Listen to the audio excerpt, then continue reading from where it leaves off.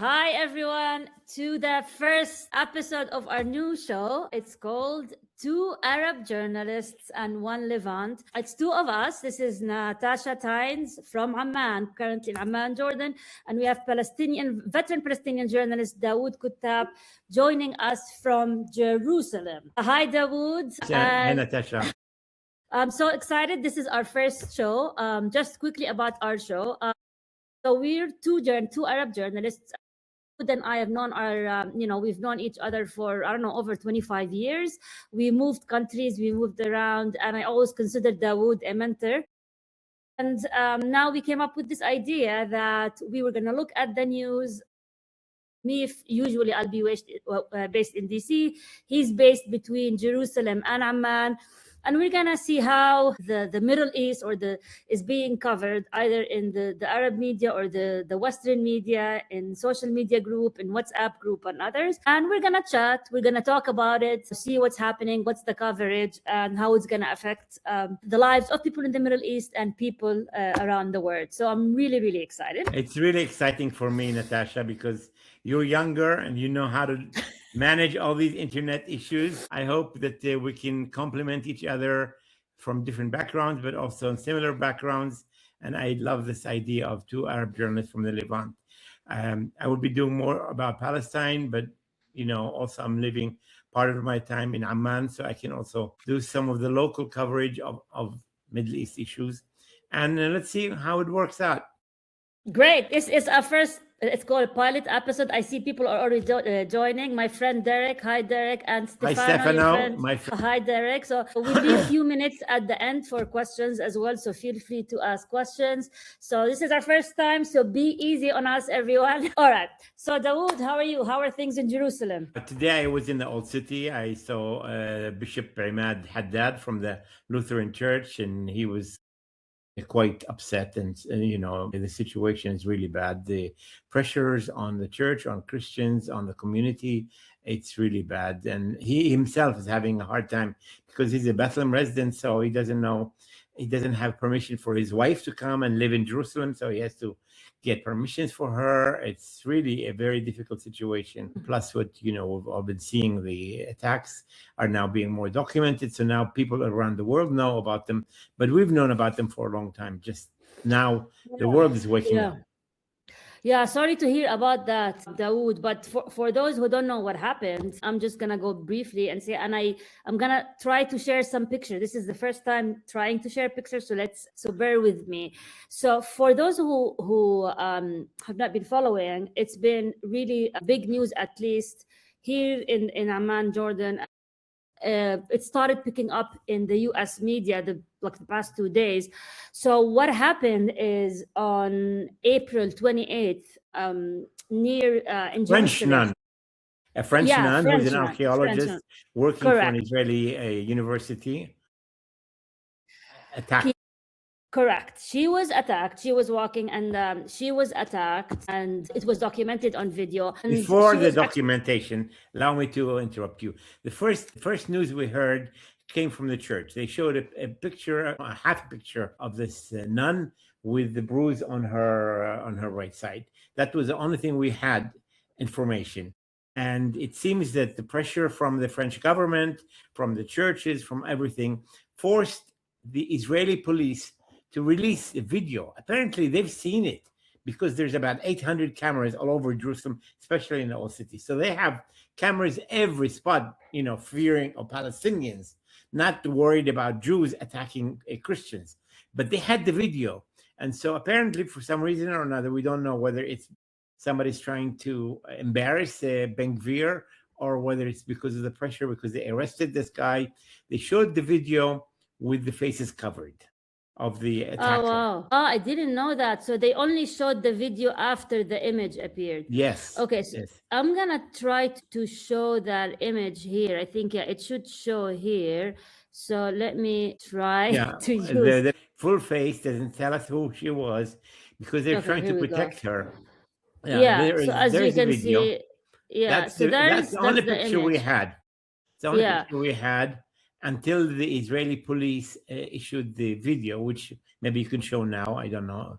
if you have Yeah, access to I the have video. I have the video as well, but let's see if it will allow me to share it here.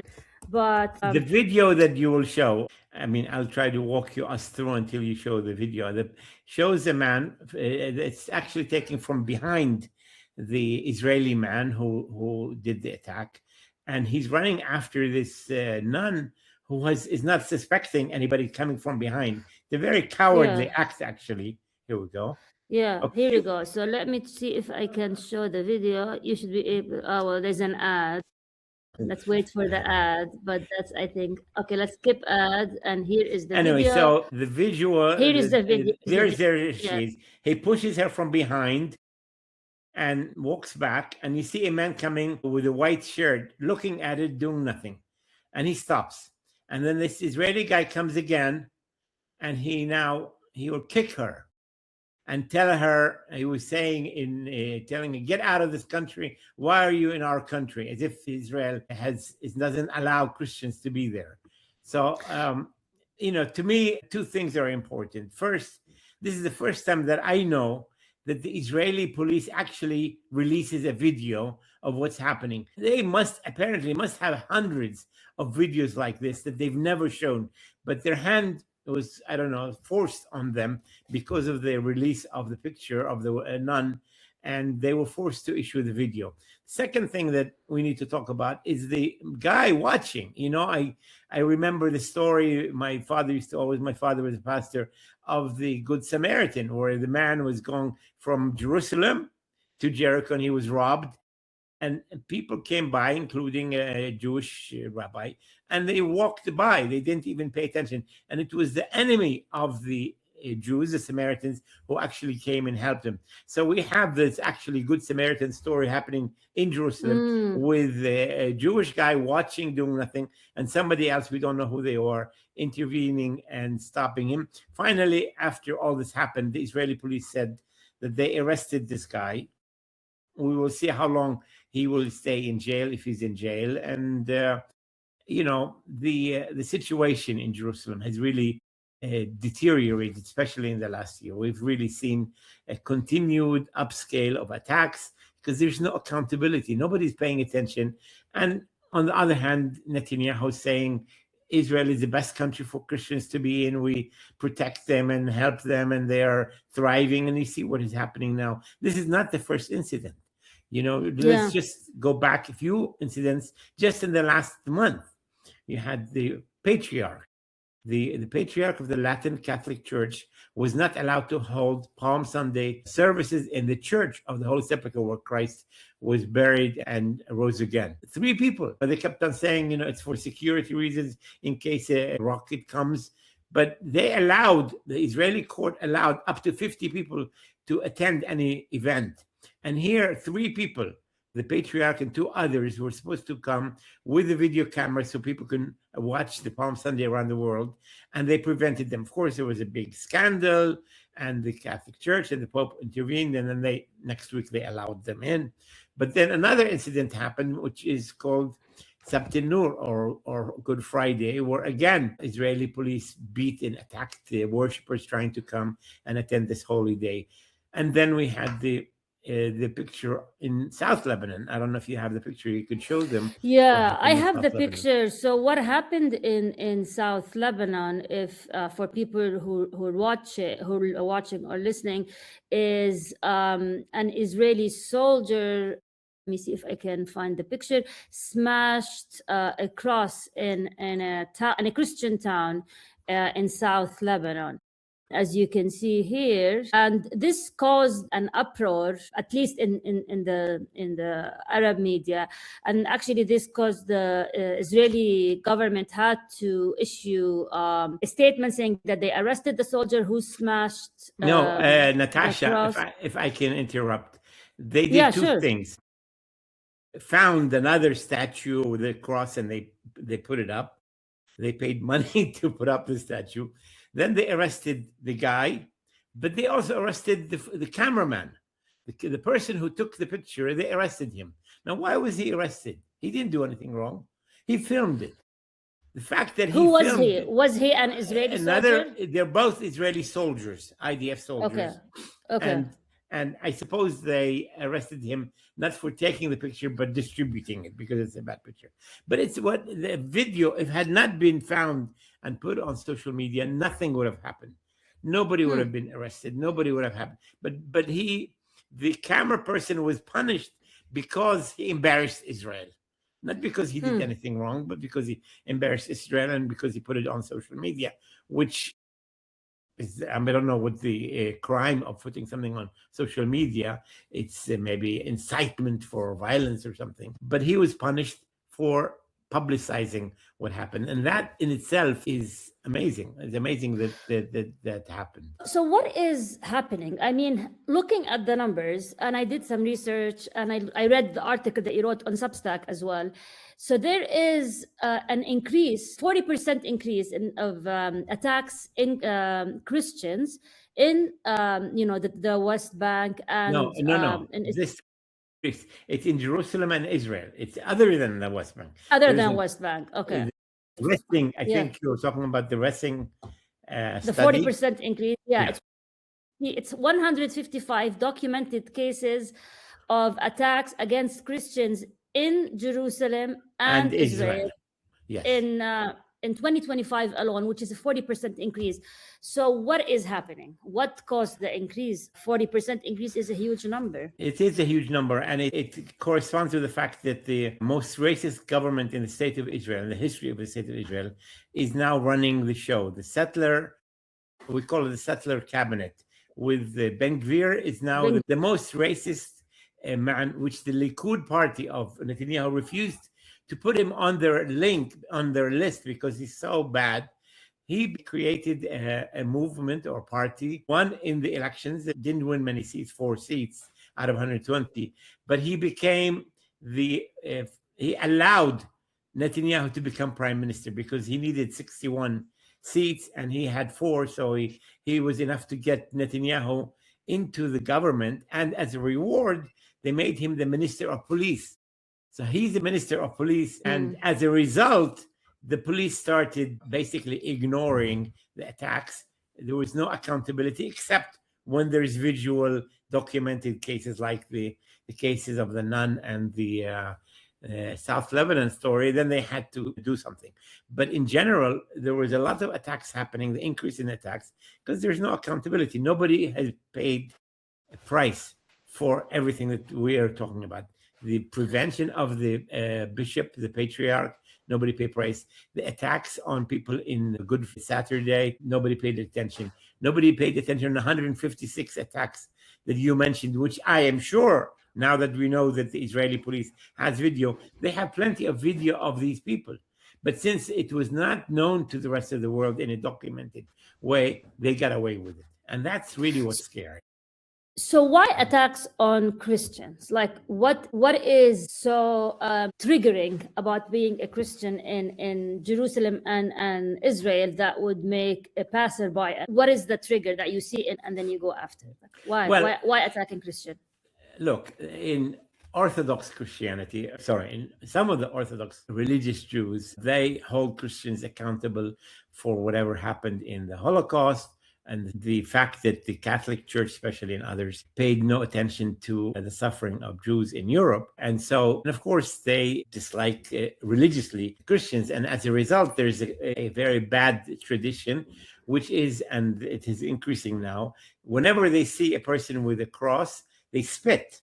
They spit next to him, they spit next to the church. And the spitting has become a daily thing. Every day, they're spitting anytime an Israeli religious, and apparently, according to the study that you quoted, young Israelis who are studying in the religious schools are among the highest doing all these attacks. And this guy who attacked the nun apparently heads one of these religious schools.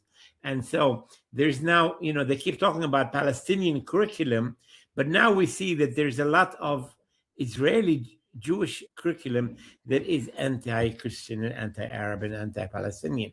But now we're seeing it because this man who saw the nun being attacked and did nothing apparently agrees with that because he didn't interfere.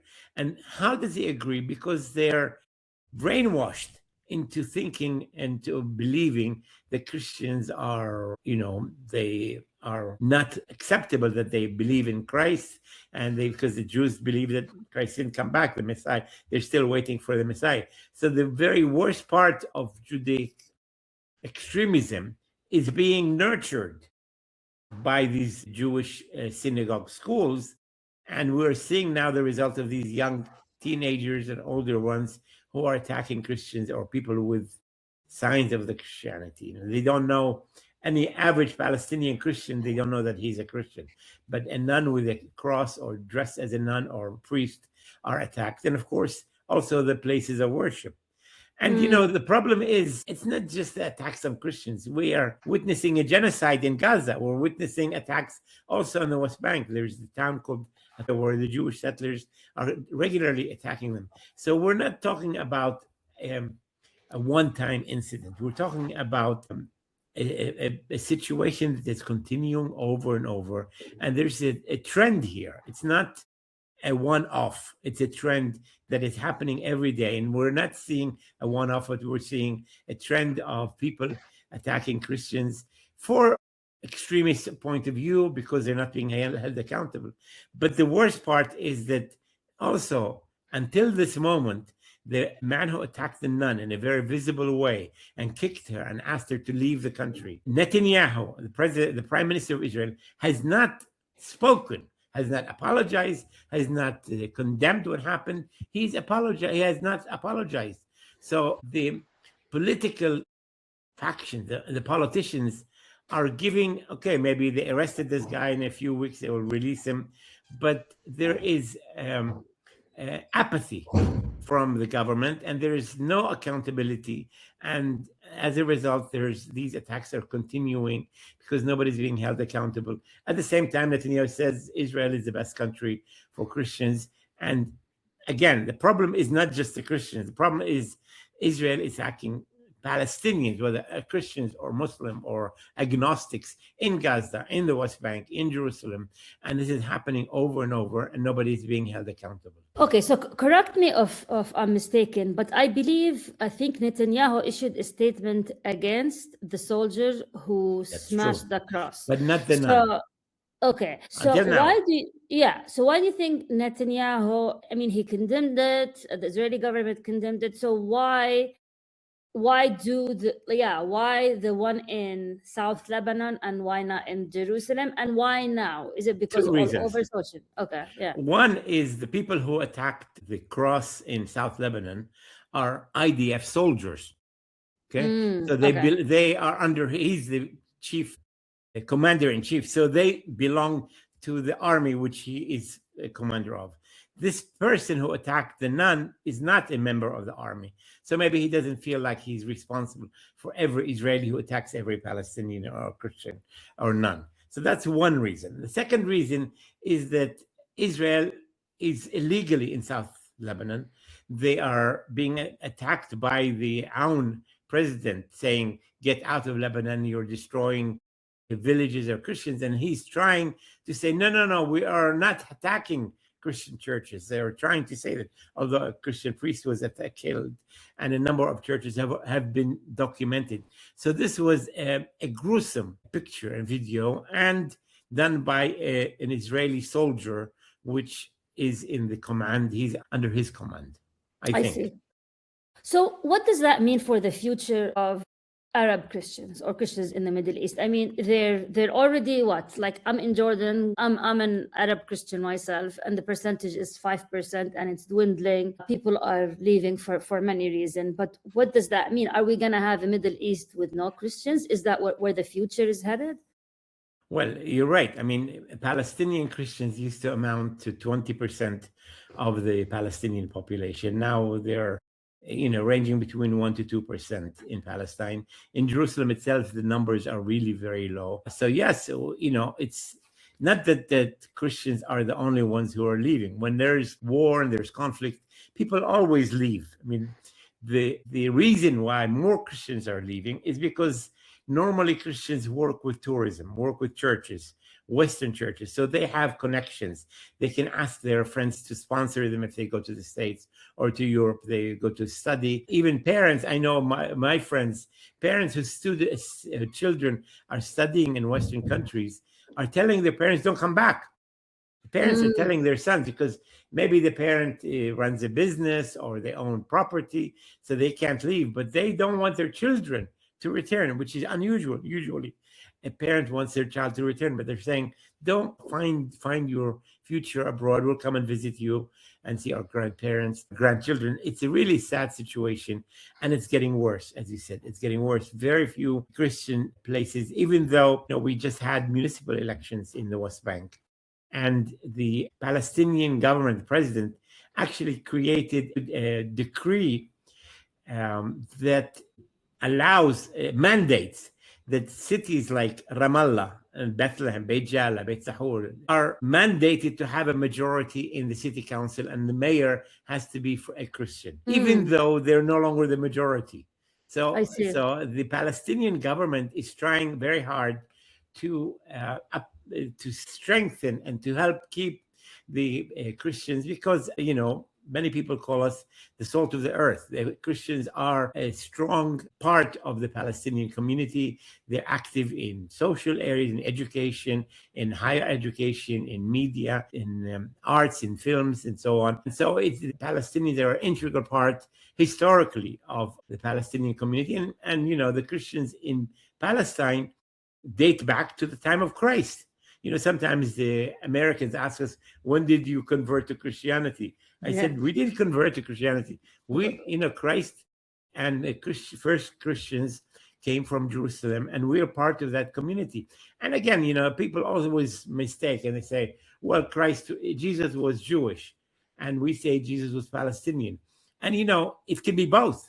Yeah. He can be Jew as a religion, but he lived in Palestine. And for Palestinians, everyone who lives in Palestine, whether Christian or Jew or agnostic or whatever, is Palestinian as a part of where he's living. Now he chooses to be part of Israel, fine. But for us, a Palestinian is anyone who lived or grew up or has ancestors in Palestine. Yeah, it's funny you say that. I recently did my DNA test, and it came as 100% from the Levantine. And it said people with this DNA are known to be the original Christian. So I was actually, and it's illegal to do DNA in Israel. Yeah, I know. And I was special permission. And I was astounded that there's something on my DNA that shows that I'm the original Christian and says dating back to the birthplace of Christianity. So that was for me mind-boggling. And I always joke and say, well, Mary, was Mother Mary, was my great aunt. I have the result to and Jordan is the country where the church began. Paul, the founder of modern Christianity, spent a number of years in Arabia. It's in Galatians. So he actually documented in the Bible the times that the first church began in the East Bank of Jordan. So Jordan is part of the Holy Land, and I think we should be proud of that. But, Natasha, if I have time, I don't know what our time is like. Yeah, we have some time. Yeah. 2 other stories that I want to talk about, which are really important. Yeah.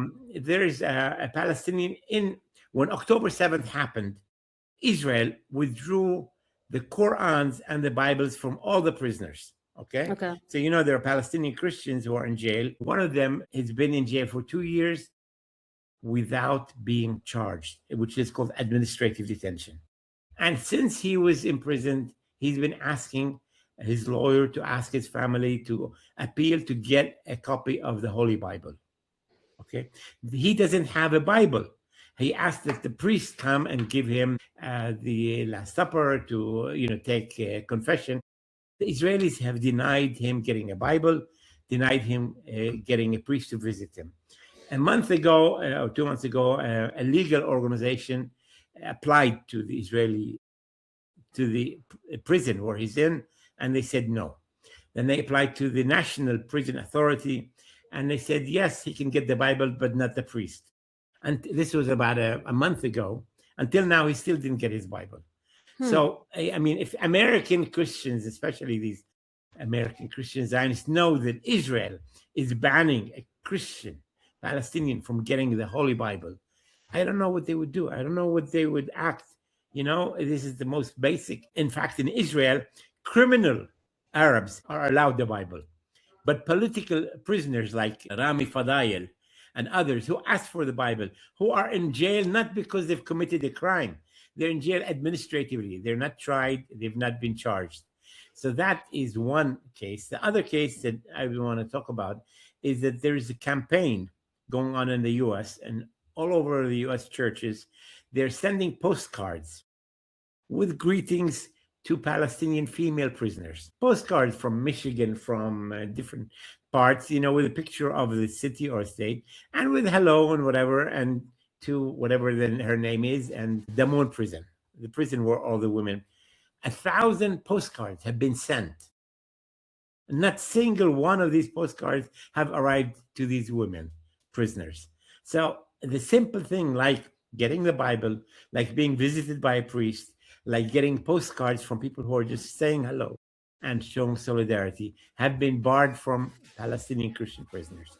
And it's, one other area where I think the Western Christian churches have no idea what is happening by their favorite ally, Israel, and the one that Christian Zionists kind of worship. Well, this takes me to the other question. We know about Christian Zionism, their beliefs, which is that they need to have the temple built, the rapture happens, and then 1,000 years, and then the temple built, and then the second coming of the Messiah. And people believe in that, others don't. Because of that religious belief, that's the support for the state of Israel, because the second coming of the Messiah won't happen until the temple is rebuilt. What I've been noticing is that there's been a shift among, let's say, Christian conservatives in the U.S. In the past year or so. And one example is Tucker Carlson, who's been known for a huge supporter of Trump, a huge supporter of the state of Israel. I'm not sure if he was a Christian Zionist, but definitely on the conservative side. Like last year, he had an hour interview with a nun, and her name is, I have her name. Okay, let's say Agapia. Yes. Her name is Mother Agapia Stephanopoulos. She's a sister of George Stephanopoulos. You know that? Oh, wow. Yeah, ABC TV. Oh, wow. His actual sister. Oh, yes. Wow. Okay. And their parent was apparently a reverend or a priest or something from New Jersey. Yeah. So I watched the whole interview, and Mother Agapia with Tucker Carlson talked about the attacks on Christians, and talked about, for example, one, and that was before the attack on the nun, and was before the smashing of the cross. She mentioned the spitting, and she said that people spit on her most of the time. And then she also mentioned that there was a factory run by Christians, that they attacked it and went after the people who worked in the factory. And I feel after that interview, and then Tucker Carlson came to the Middle East and visited Jordan and other, he completely shifted to the degree that he's being called an anti-Semitic, and people are attacking him online. But like, he kind of shifted 180 degrees, which for me was extremely surprising. So why do you think? And it's not only him. I've seen the shift with people like other conservatives like Candace Owens, even Megyn Kelly. So what is happening? Is it social media? Is it the effect of Bassem Youssef, for example? That's what Candace Owens said, that is due to the Egyptian comedian Bassem Youssef. What is happening among the, let's say, the U.S. conservative media influentials like Tucker Carlson, Megyn Kelly, and Candace Owens? Now his program now has 5 million followers. It's bigger than what major TV stations get on their nightly news. It's a huge following. But look, I think he bought this idea of America first. He actually bought it, and he saw that America cannot be first if they are subservient to a tiny country called Israel. And the Iran war actually accentuated that. But he discovered that long before that the U.S. policy is a foreign policy is being dictated by a lobby that is not registered as a foreign lobby, and by a country that, has its own goals. And so I think and then he says that all the time, that, I have nothing against Israel, but I'm an American and I want America to succeed and so on. I think that's probably one of the biggest things. So I think his eyes have been opened. I don't know why and who. I know some of a Palestinian friend of mine who knows him very well, and he said he's been converted. He saw the light. So, and do you think it's affecting the public opinion of people in the U.S., especially now with the upcoming midterm elections? How is that happening? I've been living in the U.S. for 21 years now, and I've never seen such a support for the Palestinian cause as it's happening now. What caused it? Is it social media? Is it what happened in Gaza? What is happening? The biggest mistake Israeli did, in a very sad way, because they kept the foreign press out of Gaza. By keeping the foreign press out of Gaza, they actually allowed local bloggers, video bloggers, to actually fill the place. I mean, you have bloggers and you have websites that literally have millions of followers.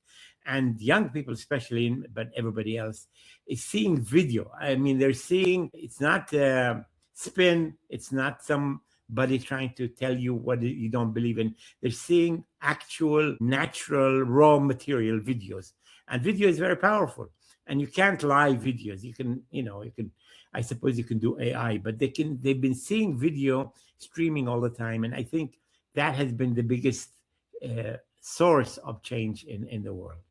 So do you think, what about Gen Z? Some people saying it was the Gen Z. Because the Gen Z they don't watch television.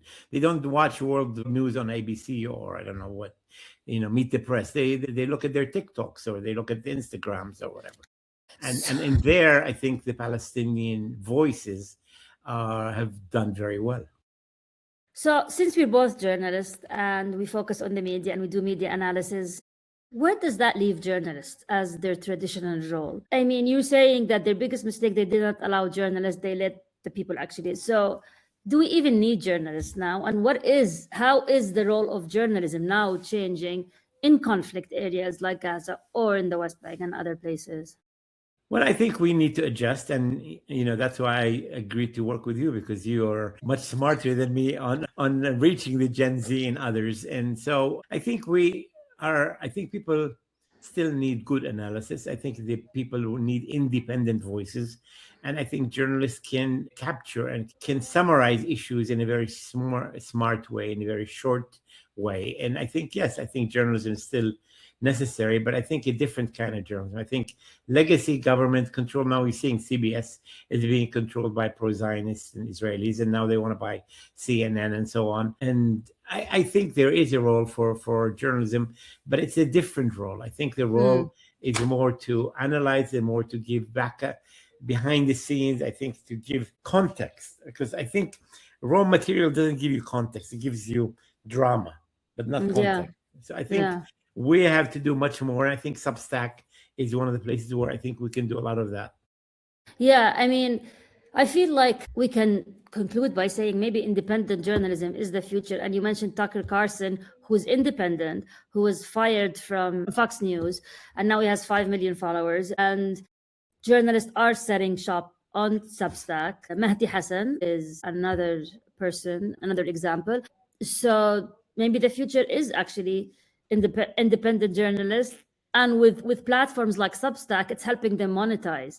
So I think even we talk about independent journalists, but there's nobody totally 100% independent. Okay, every one of us has his own point of view, even though we should not, as independent journalists, we should be honest. We should never tell lies.